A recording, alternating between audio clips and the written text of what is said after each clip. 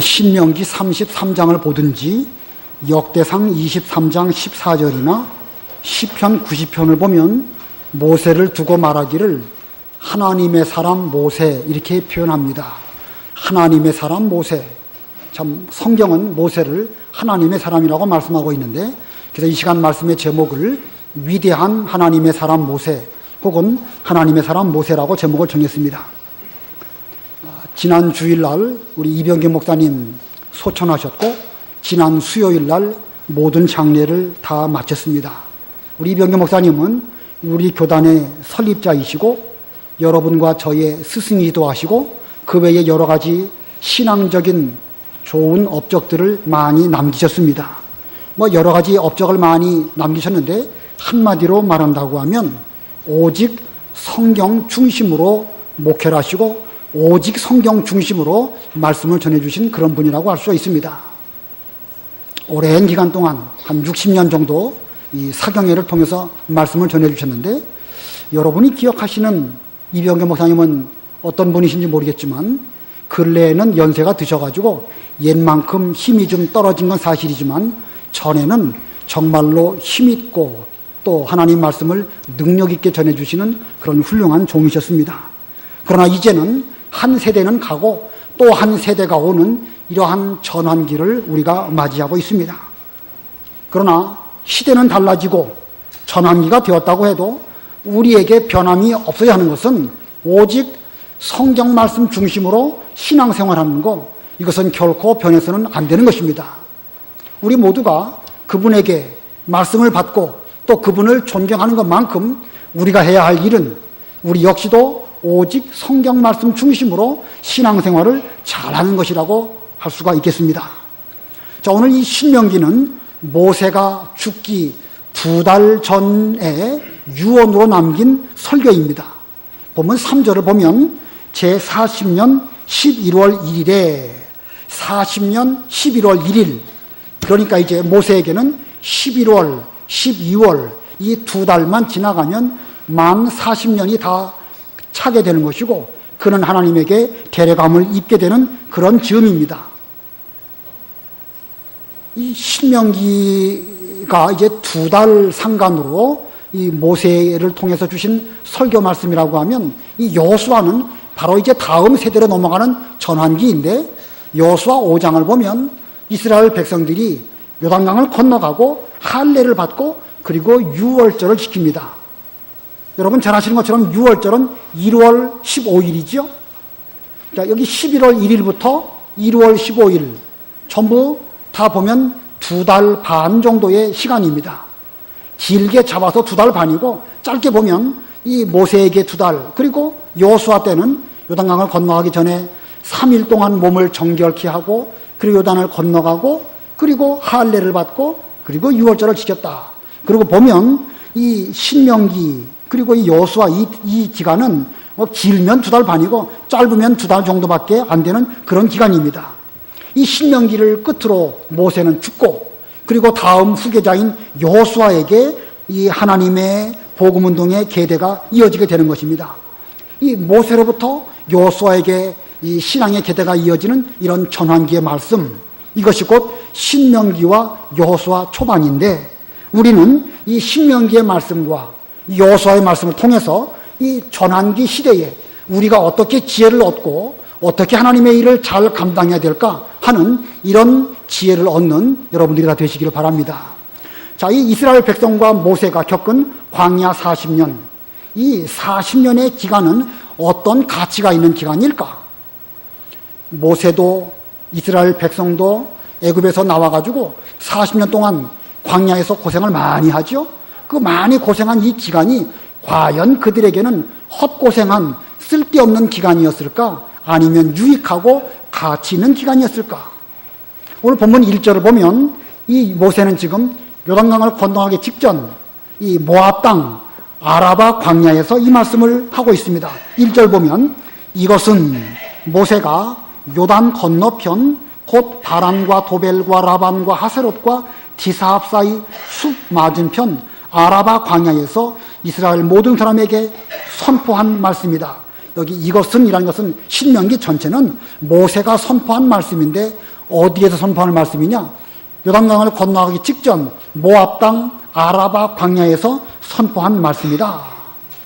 강 하나만 건너가면 가나안 땅인데 모세는 그 강을 건너가지 못하고 이 모압 땅에서 말씀을 전했습니다.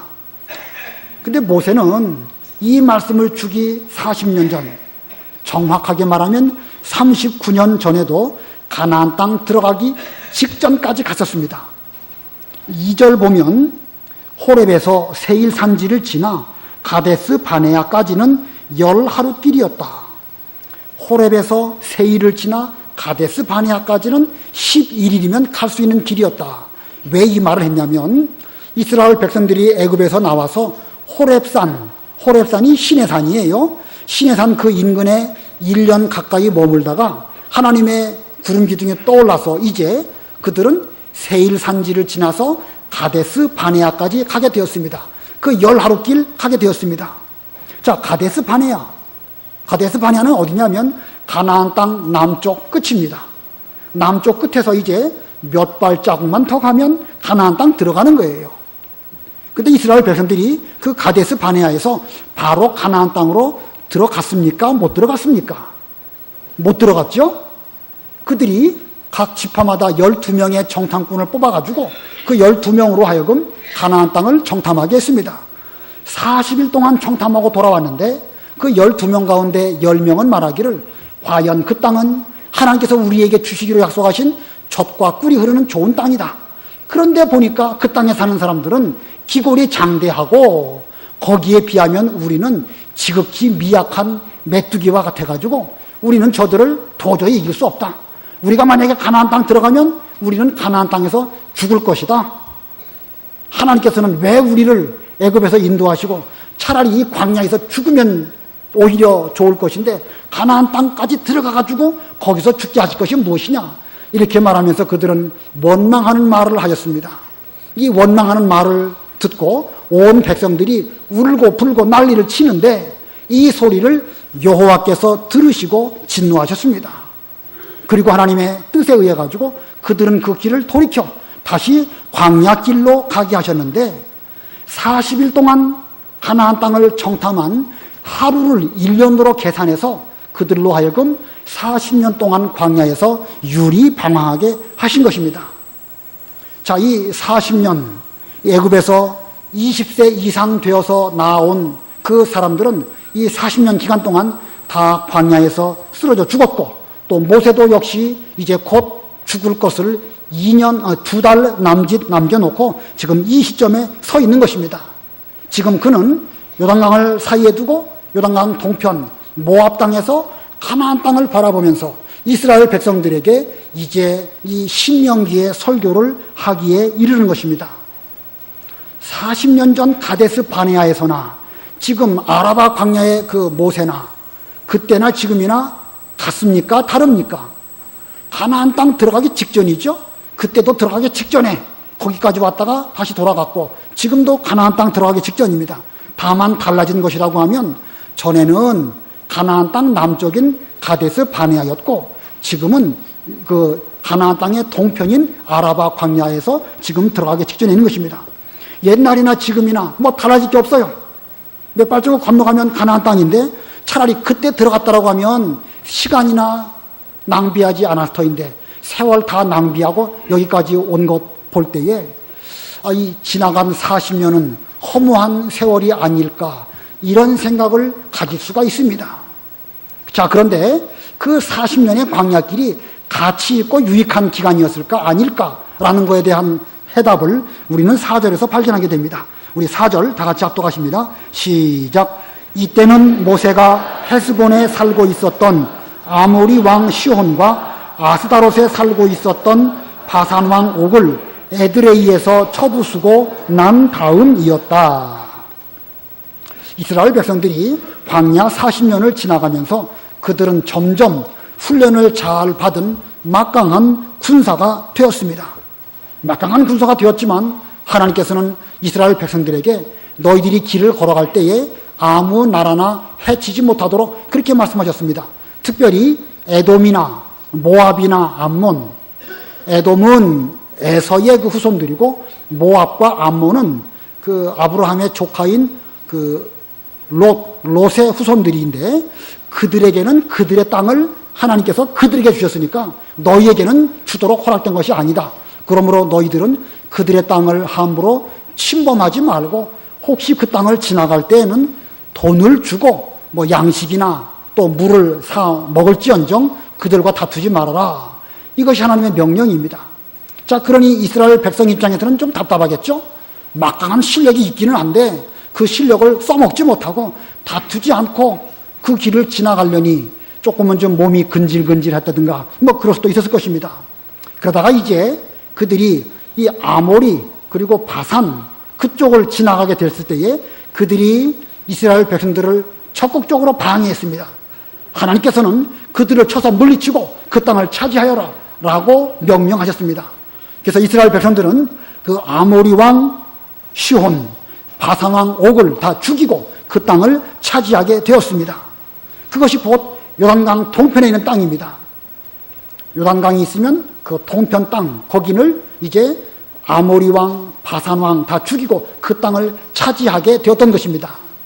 우리는 여기서 생각해 볼 것이 뭐냐면 하나님께서 아브라함과 이삭과 야곱에게 가나안 땅을 내가 너희에게 주겠다라고 말씀하셨는데 그 가나안 땅은 요단강 동편은 거기에 포함되어 있지 않은 것입니다.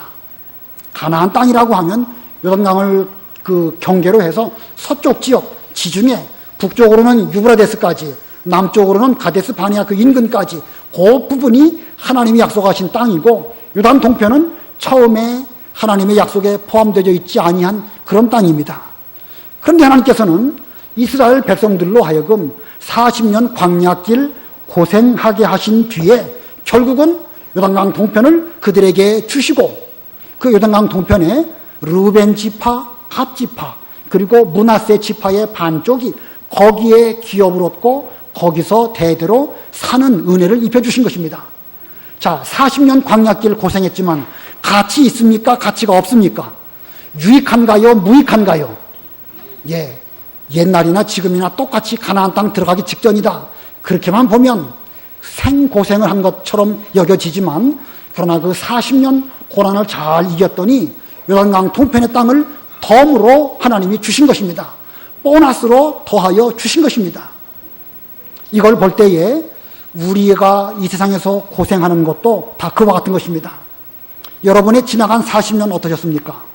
옛날 40년 전이나 지금이나 이거 뭐 이 세상에서 고생하고 힘들고 어려운 가운데 살아가고 있는 거 달라진 게 없지요? 뭐 옛날에 비했을 때 뭐 좀 생활적인 면에서는 좀 달라진 게 있을지 몰라도 고생하는 그 면으로 보면 옛날에 고생하는 것이나 지금 고생하는 거나 다를 바가 없습니다. 오늘 시점부터 앞으로 40년 그 뒤 가면 뭔가 소망이 있고 좋은 일이 있을 것처럼 여겨지지만 이 세상 광야길은요 그게 그거예요. 앞으로 40년 뒤도 별로 크게 여러분의 삶에 달라진 것은 없을 것입니다. 그러나 그러한 때라도 하나님의 명령을 순종해서 우리가 이 길을 잘 걸어간다고 하면 우리의 40년 광야길은 결코 헛된 고생이 아니라는 것입니다. 우리가 가나안 땅 천국에 들어가는 것은 이미 따놓은 당상입니다. 그건 변하지 않습니다. 그러나 그 변하지 않는 그것 외에 하나님은 우리에게 추가로 덤으로 주시는 그것이 있다는 것입니다. 물론 우리가 그 덤을 더 얻기 위해서 뭐 이 길을 걸어가는 건 아니에요. 충성되게 광야길 믿음으로 잘 걸어가기만 하면 하나님은 우리에게 덤으로 주시는 것이 있는 줄을 알고 광야길 고생스럽다, 원망하고 불평하시지 말고 모세처럼 이스라엘 백성들처럼 힘있게 이 길을 잘 걸어간다고 하면 분명 우리에게는 가나안 천국뿐만 아니라 더하여 주시는 그것이 있을 줄을 믿고 힘있게 말씀을 따라 광야길을 잘 걸어가시는 여러분들이 다 되시기를 바랍니다. 자, 그 외에 또 이 모세가 이 위대한 하나님의 인물인데 모세가 위대한 하나님의 사람이 된 이유가 무엇일까? 두 가지를 이 시간 말씀을 전하려고 합니다. 모세가 위대한 하나님의 사람인 이유 두 가지 중에 첫 번째는 마지막까지 말씀을 전한 것입니다. 마지막까지 말씀을 전함. 본문 3절 다 같이 합독하십니다. 3절 시작. 제40년 11월 1일에 모세는 여호와께서 그들에게 전하라고 자기에게 명령하신 모든 것을 그대로 이스라엘 자손에게 선포하였으니. 자, 40년 11월 1일 그의 나이 120세, 이제 2달 남겨놓고 있는 마지막 중에 마지막입니다. 근데 그는 여호와께서 그들에게 전하라고 자기에게 명령하신 모든 것을 그대로 선포했다. 여기 중요한 말씀이에요. 모든 것을 그대로 선포했다. 자기에게 명령한 모든 것. 참 선지자는 하나님의 말씀을 전할 때에 자기에게 명령한 모든 것을 하나도 남김없이 하는 것이 그게 참 선지자입니다. 자기 생각을 거기에 집어넣는다든가 거기에다가 다른 걸 섞는다든가 그러면 올바른 사람이라고 할 수 없습니다. 자기에게 전하라고 말씀하신 모든 것을 하나도 남김없이 다 전하는 것, 이것이 참 선지자요. 모세가 그 길을 걸어갔기 때문에 그는 위대한 하나님의 사람이 될 수가 있었습니다. 시편 19편에 보면 하나님의 말씀을 비유로 말하기를 하나님의 말씀은 순금, 정금과 같다 이렇게 말하였고, 하나님의 말씀은 우리에게 송이꿀같이 달다 이렇게 말하고 있습니다. 하나님의 말씀이 순금인데 거기에 조금의 불순물을 섞는다. 이건 사람을 속이는 것입니다. 하나님의 말씀이 송이꿀처럼 순전한 그런 말씀인데 거기에다가 물을 탄다든지 설탕을 섞는다든지 그러면 그거는 속이는 것이고, 그것은 얼마 있으면 그 꿀은 부패하게 되어 버릴 것입니다. 그러므로 우리는 하나님의 말씀을 가감하지 말고 순전하게 먹고 순전하게 전하는 이런 우리가 되어야 할 것입니다. 이 모세는 하나님의 말씀을 백성들에게 전할 때에 그 순전하게 전했을 뿐만 아니라 자기 당대에게 대해서도 이 말씀을 전했고 그 다음 세대에게서도 이 말씀을 전했습니다. 오늘 신명기, 이 신명기는 세 편의 설교로 구성되어 있습니다. 첫 번째 부분은 1장부터 4장까지인데 여기 1장부터 4장까지의 내용은 과거의 내용을 회상하면서 기록한 말씀입니다. 출애굽하고 시내산을 오고 가데스 바네아까지 가고 다시 또 광야길로 돌아가고 광야길에서 여러 가지 어려운 일을 겪고 그러다가 이제 하나님의 섭리로 요단강 동편까지 이렇게 오게 된 그 과정을 쭉 설명하고 있습니다. 그러다가 이제 5장부터 26장까지 대부분의 신명기인데 그 대부분에서는 이스라엘 백성들이 지켜야 할 십계명과 율법을 강론합니다. 십계명과 율법, 이미 십계명과 율법은 그 출애굽기에 기록되어 있습니다. 그래서 신명기를 읽어가다 보면 출애굽기에 있는 말씀을 왜 또 다시 신명기에 기록했을까? 한 번 하셨으면 그만이지 왜 또 출애굽기의 말씀을 신명기에 다시 또 기록하였을까? 이런 생각을 하게 됩니다. 그러나 출애굽기에 기록된 십계명이나 율법, 또 신명기에 기록된 그 십계명과 율법, 비록 그 말씀의 내용은 같을지 몰라도 상황과 분위기는 다른 것입니다. 출애굽기는 출애굽한, 그리고 그 당시의 장정 40년 전에 그 사람들에게 주신 하나님의 말씀이고, 신명기의 말씀은 그 다음 세대 출애굽했을 때에 20세 미만 된 사람들이나 광야에서 새롭게 태어난 그 사람들에게 주신 말씀이 바로 이 신명기의 말씀입니다. 그래서 이 신명기를 읽어가다 보면 오늘날 혹은 오늘 이런 표현이 많이 나옵니다. 그 말씀은 무슨 뜻이냐면, 비록 이 말씀은 40년 전 너희 전 세대의 사람들에게 주신 말씀이지만 이 말씀은 오늘날 살아있는 너희들에게 꼭 필요한 하나님의 말씀이니까 이 말씀을 지나간 역사로 보지 말고 내게 필요한, 지금 내게 주시는 하나님의 말씀으로 받아들여라, 이런 뜻으로 오늘날이라는 말씀이 이 신명기에 상당히 많이 나옵니다. 자, 신명기 5장 1절로 3절 한번 읽어봐 주세요. 5장 1절로 3절. 모세가 온 이스라엘을 불러 모으고 그들에게 말하였다. 이스라엘아, 내가 오늘 너희 귀에 말하는 규례와 법도를 듣고 그것들을 배우며 지켜 행하여라. 여호와 우리의 하나님께서는 호렙에서 우리와 언약을 맺으셨으니 이 언약은 우리의 조상들과 맺으신 것이 아니라 오늘 여기에 살아있는 우리들 모두와 맺으신 것이다. 예, 1절 가운데도 내가 오늘 너희 귀에 말하는 규례와 법규를 듣고, 오늘이라는 말씀을 강조했습니다. 3절에도 이 언약은 우리 조상들 40년 전에 그 선진 세대들에게 주신 그것이 아니고 오늘 여기 살아있는 우리들 모두와 맺으신 것이다. 그러므로 이 말씀은 살아있는 하나님의 말씀이라는 거예요.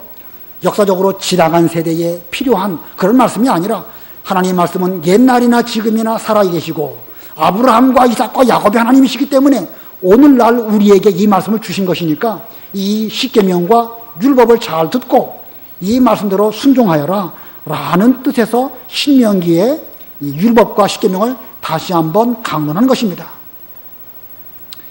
신명기라고 하는 책 이름, 신명기, 이게 무슨 뜻입니까? 전에도 한번 설명드린 적이 있는 것 같은데 거기서 그 납신자 쓰는 거예요. 원숭이 띠 할 때 그 납신자. 왜 그 신자를 썼을까? 그 신자는 그 납신자이기도 하지만 거듭 다시 한번 이런 뜻이 있습니다. 그래서 사람에게 뭘 부탁하면 신신당부한다 그러죠. 신신당부라는 말은 거듭 당신에게 부탁합니다. 신신당부 아닙니까? 여기 신명기라는 말도 다시 하나님의 명령을 전한 그 하나님의 말씀의 기록, 이것이 신명기인 것입니다. 자, 이제 세 번째 이 신명기의 세 번째 부분은 27장부터 30장입니다. 27장부터 30장까지는 장래에 대한 예언으로 설교했습니다. 앞으로 이스라엘 백성들이 가나안 땅에 들어가서 살게 될 때에 하나님의 약속을 기억하고 너희들이 광야에서 어떻게 지내왔는가, 또 우상 숭배하면 어떻게 망할 것인가 라는 것을 그들에게 다시 한번 잘 일깨워준 이런 말씀을 이제 이 모세는 신명기 끝부분에서 하고 있습니다. 자, 그러고 보면 모세는 이스라엘 백성에게 남긴 것은 하나님의 말씀 하나 남겼습니다. 오직 하나님의 말씀 이거 한 가지 남기고 그는 역사 속으로 사라지는 길을 걸어가게 된 것입니다. 하나님께서 모세에게 말씀하신 모든 명령을 남김없이 다 전했다. 더하지도 않고 덜하지도 않았고 그의 당대의 사람들에게도 출애굽기를 통해서 말씀하였고 그 후대 사람들에게도 신명기를 통하여 이 말씀을 전하는 이 일, 이것을 그가 했기 때문에 그는 위대한 하나님의 사람이 될 수가 있었던 것입니다. 이스라엘 백성들은 하나님의 말씀을 기억하면서 과거에 모세가 광야에서 이 말씀을 우리의 선조에게도 주었고 그 다음 때에도 주었다. 그래서 우리가 그 말씀을 지금까지 계승받고 있다라고 생각하면서 그들은 말씀을 기억하면서 또한 모세라고 하는 위대한 인물을 기억하고 있었던 것입니다. 여러분들도 선대로부터 물려받은 하나님의 말씀으로 지금 이렇게 신앙생활을 하고 계십니다. 우리가 앞으로 광야길 앞으로 40년, 40년이라는 숫자는 상징적인 기간이지만 이 40년이라는 기간 동안 우리 역시 하나님 말씀을 따라 신앙생활할 것입니다. 어떻게 해야 될 것인가?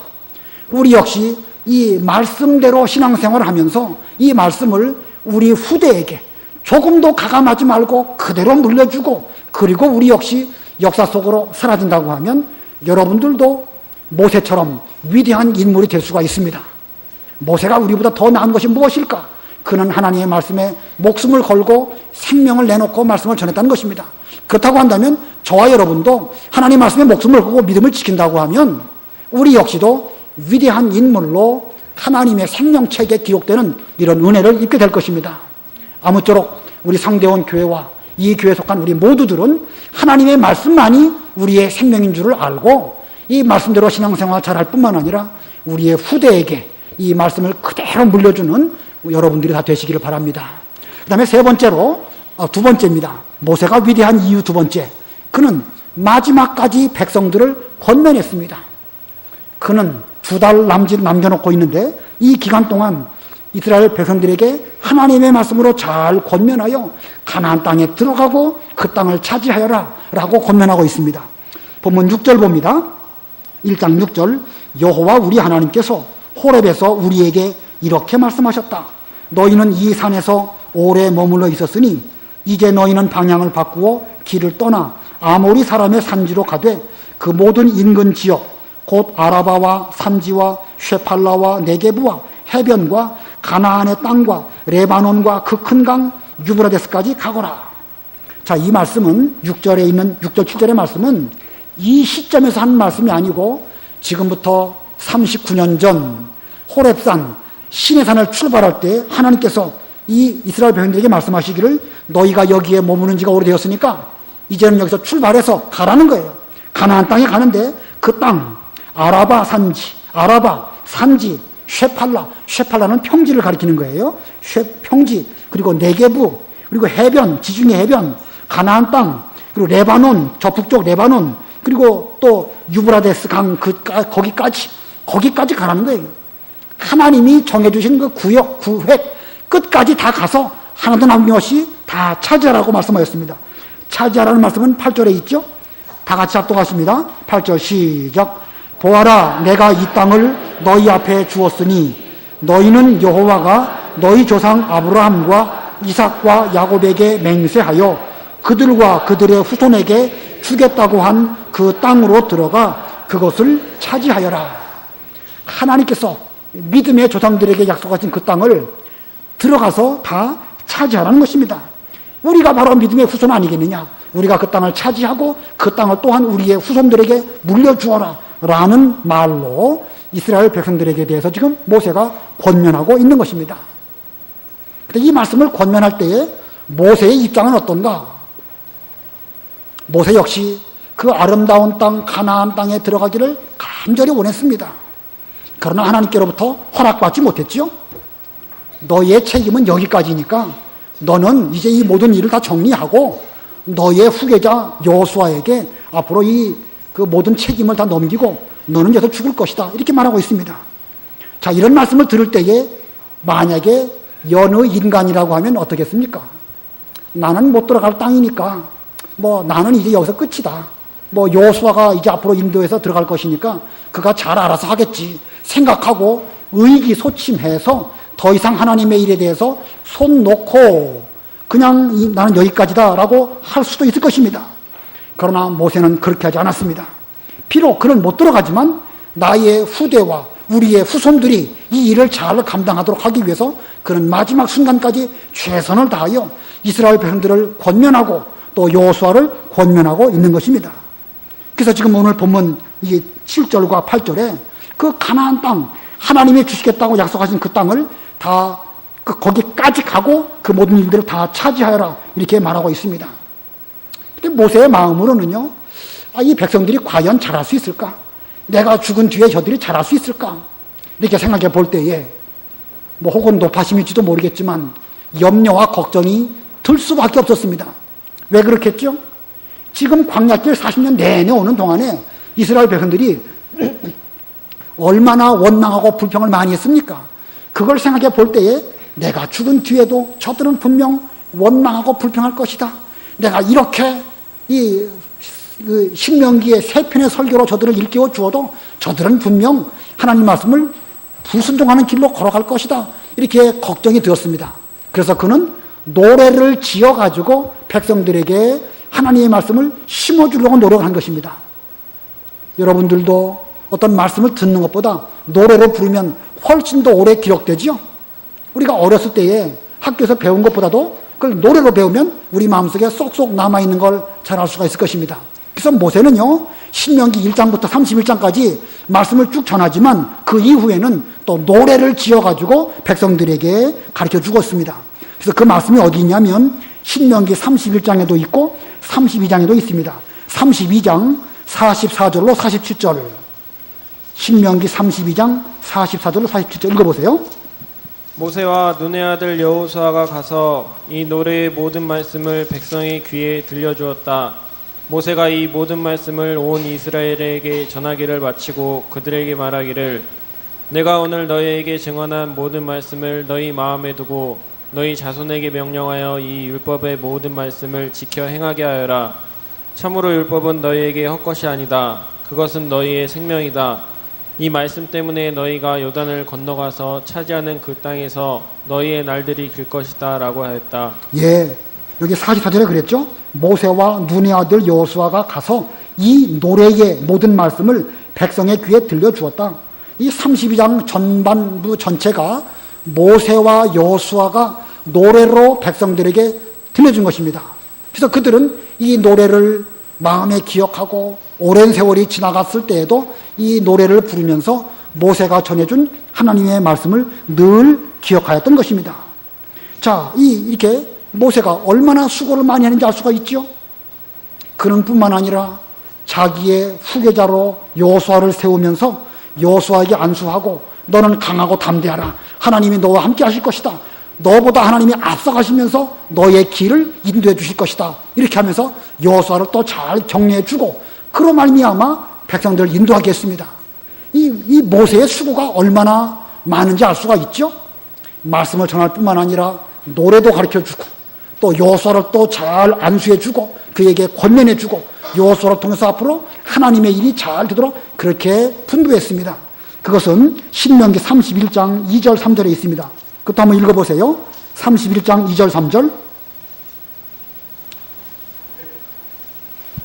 그들에게 말하였다. 오늘 내 나이가 120세나 되어 내가 더 이상은 나가고 들어갈 수가 없으며 여호와께서도 내게 너는 이 요단을 건너가지 못할 것이다 라고 말씀하셨다.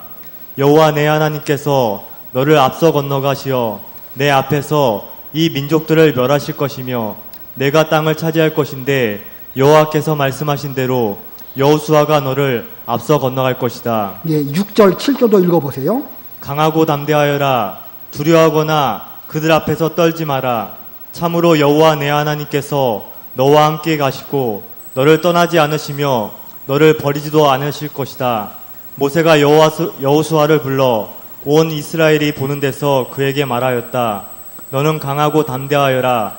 이는 내가 이 백성과 함께 그들의 조상에게 주겠다고 여호와께서 맹세하신 땅에 들어가 그들이 그것을 유업으로 얻게 할 것이기 때문이다. 예, 이와 같이 모세는 여호수아를 불러놓고 너는 강하고 담대하여라 이렇게 권면하면서 여호와께서 내 앞서 행하시며 너를 인도해 주실 것이다 이렇게 말하고 있습니다. 너는 강하고 담대하여라. 이 말씀이 또 어디에 나오죠? 여호수아 1장에 나오죠. 여호수아 1장을 보면 여호와께서 여호수아에게 너는 강하고 담대하여라. 모세를 통하여 너에게 준 그 율법을 좌로나 우로나 치우치지 말고 똑바로 행하면 내가 어디로 가든지 형통할 것이다 라고 말씀하십니다. 자, 이 여호수아는 강하고 담대하라는 이 하나님의 말씀을 하나님에게 듣기 이전에 그의 선생인 모세를 통하여 먼저 이렇게 들었던 것입니다. 선생을 통해서 말씀을 잘 들었을 때에 필요한 때에 하나님으로 말미암아 그 말씀이 생각나서 그 말씀으로 힘을 얻고 여호수아는 이스라엘 백성들을 이끌어 가나안 땅으로 들어가는 이 사명을 잘 감당한 것입니다. 그러므로 여호수아가 이 일을 잘 감당한 그 배후에는 모세의 권면과 수고가 있었기 때문에 그런 것입니다. 이것이 바로 모세의 위대한 점입니다. 자기는 비록 가나안 땅에 들어가지 못한다 할지라도 나의 후대인 백성들이나 나의 다음 계대를 이어갈 여호수아가 이 사명을 잘 감당하도록 권면하고 위로하고 세우고 강하게 하도록 이렇게 말씀을 잘해준 이것이 바로 모세가 위대한 점인 것입니다. 하나님의 일은 크고 위대하지만 우리 인간은 유한할 수밖에 없습니다. 모세는 자기에게 주어진 그 기간 동안 하나님의 일을 잘하다가 역사의 뒤안길로 사라졌습니다.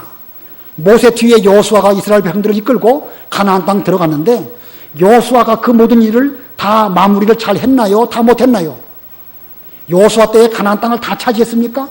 여기 신명기 1장 7절에 나와 있는 이 영토를 다 차지했습니까? 그러지 못했습니다. 여호수아 때에도 남아있는 가나안 족속들이 있어가지고 그들은 옆구리에 가시처럼 필요할 때마다 이스라엘 백성들을 괴롭히는 이런 일들이 계속 있었습니다. 그래서 여호수아 때에도 그것이 완성되지 못하였고 그 이후에 사사시대에도 어떤 일들을 계속 겪다가 다윗 왕 때에 이르러서 예루살렘을 비로소 차지하게 되고 솔로몬 왕 때에 이르러서 여기 나와 있는 이 7절의 말씀처럼 그 정해진 그 지역까지 다 차지하는 이런 성취를 이루게 된 것입니다. 이거 보면 우리는 뭘 알 수 있는가? 모세나 여호수아나 사사시대 여러 사사들이나 또는 다윗이나 솔로몬이나 다 각각 자기에게 주어진 그 기간 동안 하나님의 일을 잘 하다가 그리고 다음 세대에게 그 어떤 그 바통을 넘겨주는 것이지 우리 나 혼자 모든 걸 다 한다 그런 법은 없습니다. 자, 이런 그 위대한 사람이란 그런 거 보면 혼자 무슨 일을 다 하는 것이 아니고 내게 주어진 기간 동안 하나님의 말씀대로 순종을 잘 하다가 그 다음 대에게 하나님의 뜻을 잘 물려주는 것 이것이 위대한 인물의 한 그 표상이라고 할 수가 있습니다. 우리 이병규 목사님께서는 우리가 어려운 시대에 하나님의 말씀을 우리에게 잘 전해주셨고 또 우리도 하여금 앞으로 신앙으로 하나님의 일을 잘 감당하도록 권면해 주셨습니다. 이제부터는 저와 여러분의 해야 할 그 세대입니다. 우리가 하나님의 일을 할 수 있는 기간, 이건 역시도 그렇게 길지 않을 것입니다. 상징적으로 보면 40년밖에는 우리에게 주어진 기간이 없습니다. 그러나 우리가 해야 될 일은 우리 스승으로부터 물려받은 하나님의 말씀을 순수하게 잘 보존하고 또한 이것을 우리의 다음 때에게 잘 보존한다고 하면 이 긴 하나님의 구원 역사 가운데 내게 주어진 한 역사의 한 토막을 잘 감당하고 우리 또한 하나님에게로 가게 될 것입니다. 이 40년 옛날이나 지금이나 똑같이 고생하고 지금이나 옛날이나 달라진 것이 없는 것처럼 보여도 이스라엘 백성들이 광야에서 40년 고생했기 때문에 요단강 동편 그 기업을 차지한 것처럼 우리의 고난당하는 이 고난도 결코 헛되이 돌아가는 것이 아닐 줄을 믿습니다.